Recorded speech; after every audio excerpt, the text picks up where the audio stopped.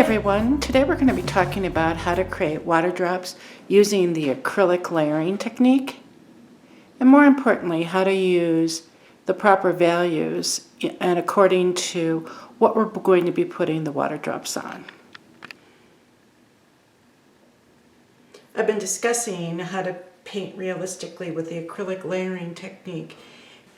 And one of my admins in my Facebook group, Creative Innovations in Painting, suggested that I do a video on how to create water drops with this technique.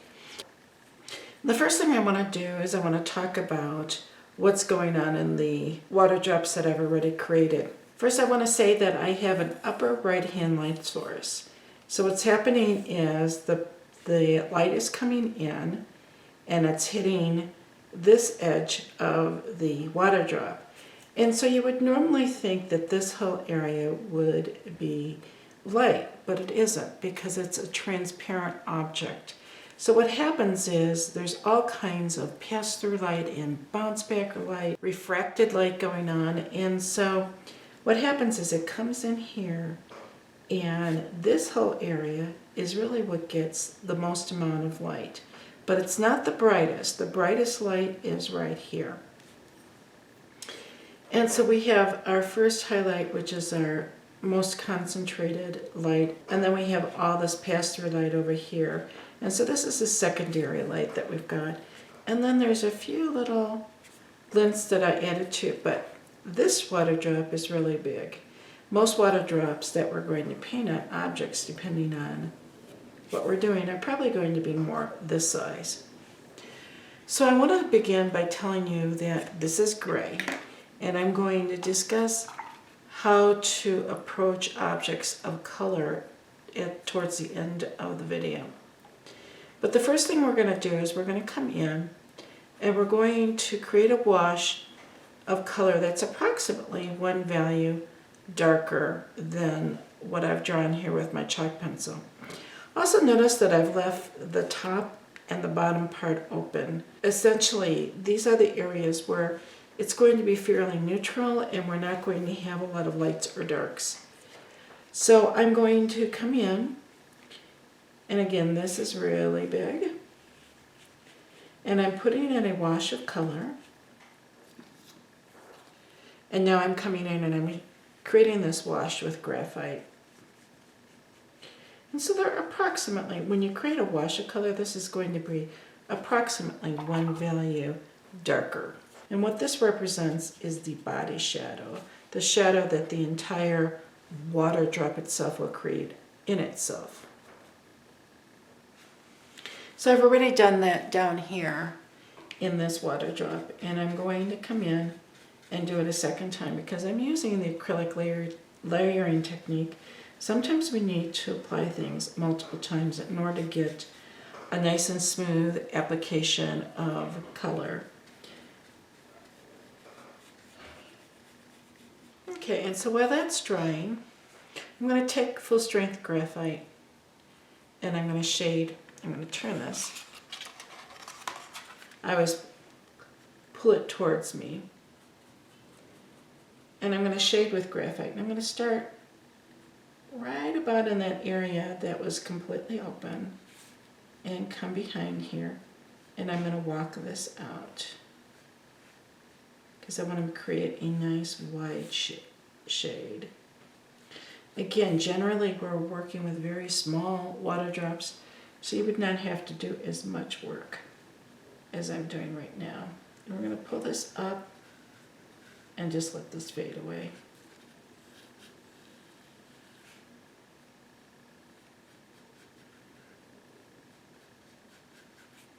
Now you can use a mop brush to soften it, but what I like to do is I like to repeat applications. So that's what I'm going to do down here. I've got one or two applications down, and I'm going to come in,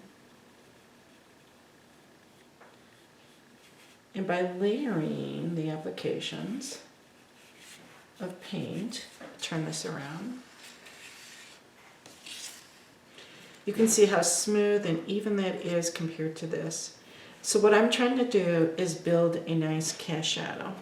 Okay, and so now what I'm going to do is I'm going to come in and I'm going to take full strength graphite. And I'm side loading my brush, and we're going to come in and we're going to shade the darker side with this full strength paint. And I've side loaded into my brush.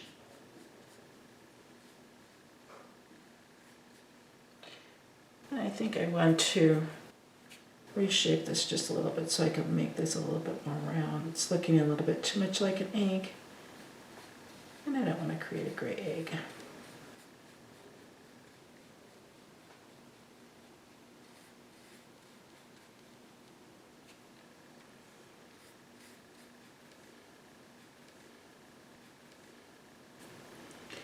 And I'm going to go in and I'm going to also shade.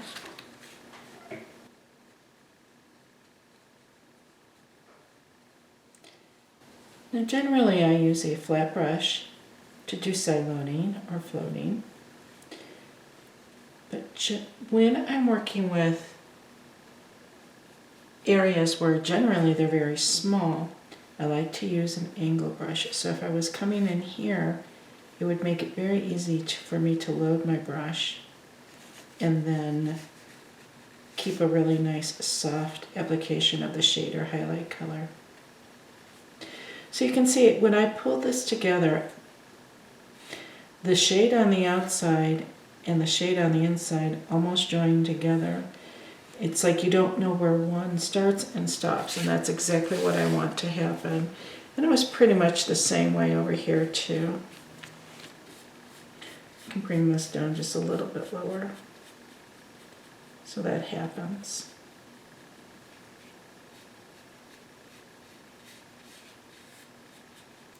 So now I'm going to jump into my reflective highlight color, which is Dove Gray. On the dropping water dropper, we're just going to simply come in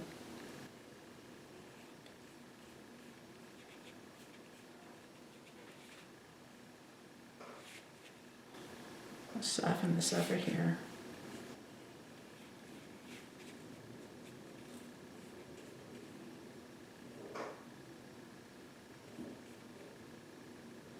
And so see, this is going to stop right in the area that you have to question, is this part of the cast shadow or is this part of the water droplet? And it will be the same thing over here where this is going to just fade away. And the bulk of the highlight is down in this area over here. And I'm also going to take the Dove Gray and I'm just going to put a few glints along the outside edges and soften them.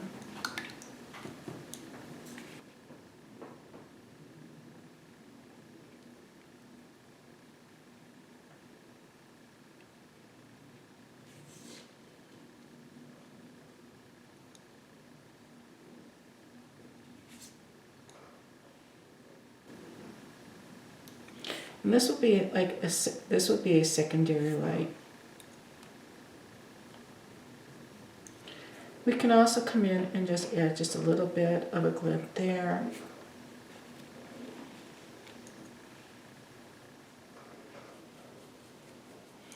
And we're going to do the same thing down here where we're going to come in and add our big secondary light source. And again, this is pass-through light.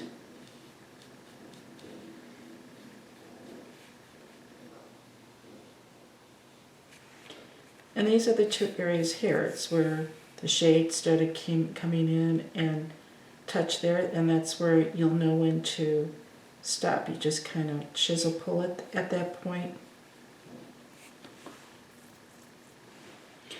And there's a little bit of streaking in these. And again, I do the acrylic layering technique, and I will do that a second time. While we're waiting for these to dry, let's go in now with Lamp Black, and we're going to add some second shades. So I'm going to come in, and I'm going to now cover a smaller area. You want this black right behind where the brightest light is. And again, I'm walking this out a little bit, but when you're working in a small area, as you would be probably if you were painting a regular size water drop, you would just get in and get out and use a very, very small application of color. We'll do the same thing down here, where this is going to be my brightest light source. I want to make sure that I've got the darkest dark underneath here.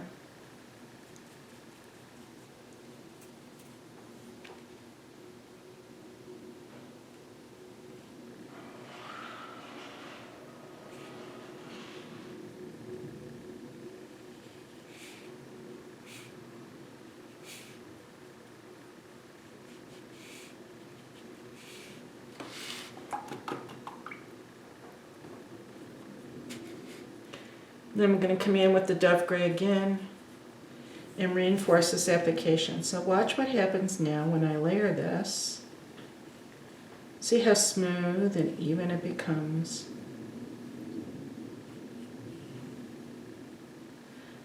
I use a more subtle value change than some artists. Some artists would go in with a brighter color and then use a mop. Well, I prefer this method.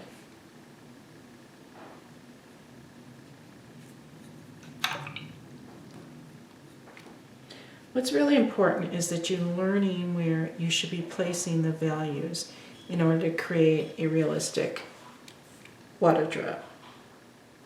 I want to make sure that I keep this nice and rounded.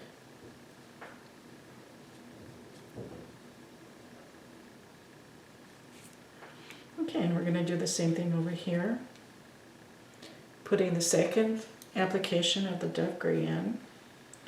It's building the layer. It's going to make it more intense. It's going to make it brighter. And it's going to make it more smooth and even. So I also want to put a couple of these secondary highlights in. So I'll come over here and put just one over here, and then I come in and soften it with my brush. So I came in and I just used like a chisel pull with the toe of the brush, and then came in and softened it.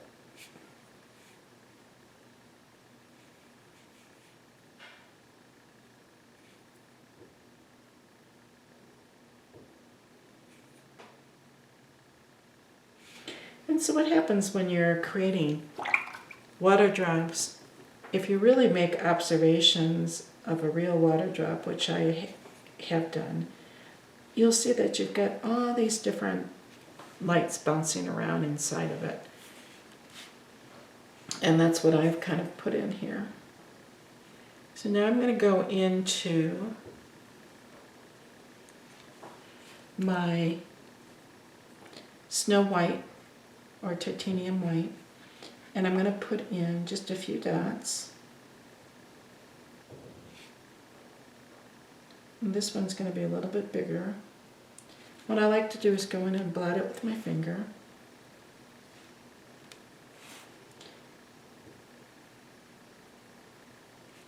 And then I'm going to go back and reinforce that. And it just makes it look like more of a real shine that you would see on a water drop. I'm going to come in with my Dove Gray, and I'll mix it with equal amounts of the Snow White. It's important that it's not going to be as bright as these highlights. And then I'm going to come in and just do the same thing where I'm going to tap, tap, tap some lights in, blot with my finger, and add a few more. Every time I do this, it will be just a little bit different. And we'll do the same thing over here, tap, tap, tap. And again, it's the opposite side of where my initial light source is. Okay, and then since I came in and I blotted my main glint, I'm going to come in with the white and do it a second time.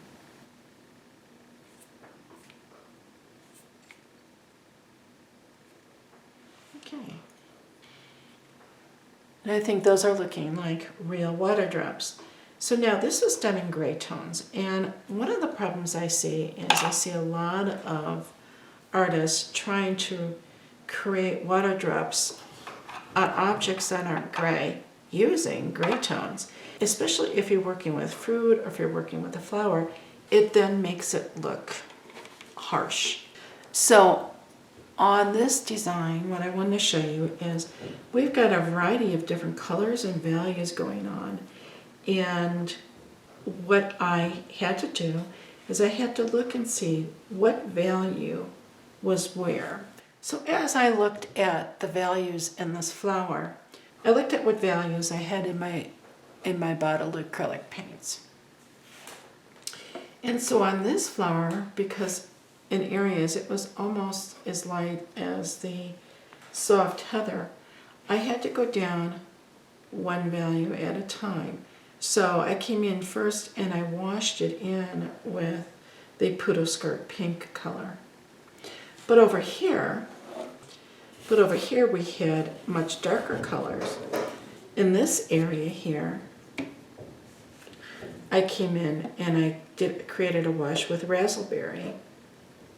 Where as we went into these darker areas, I had to create a wash with the alizarin crimson. And then as we got into the green areas, I had to use a darker green as I came in there. So essentially what I did is I went through all the same steps as we did in the water drops that I just created, but I was very careful at where I placed my values and what values I used. And again, what I did is I had to make an observation as to what area I was painting. And then I had to decide what would be one value darker. And I did the same thing here, where this was the lightest and this was more of a mid-tone and then this was the darkest area. I had to adjust my colors that I used in both what I put inside the water drop and then how I shaded. You can see here that the cast shadow here, the darkest I got was raspberry. Where over here I went all the way into black plum behind this water drop. What I wanted to also show you is that while this does look like a water drop and it's dripping off, it was harder to create the transparency and the depth that I needed because there was no cast shadow behind it. If you compare these two water drops with the cast shadow, this one has much more dimension than this. I hope you've enjoyed this lesson on how to create water drops and the importance of looking at the color and value of what you're going to be painting the water drops on. So please subscribe and make sure you click on the bell so that you'll be notified when I do another video. And until then, may painting always bring you joy.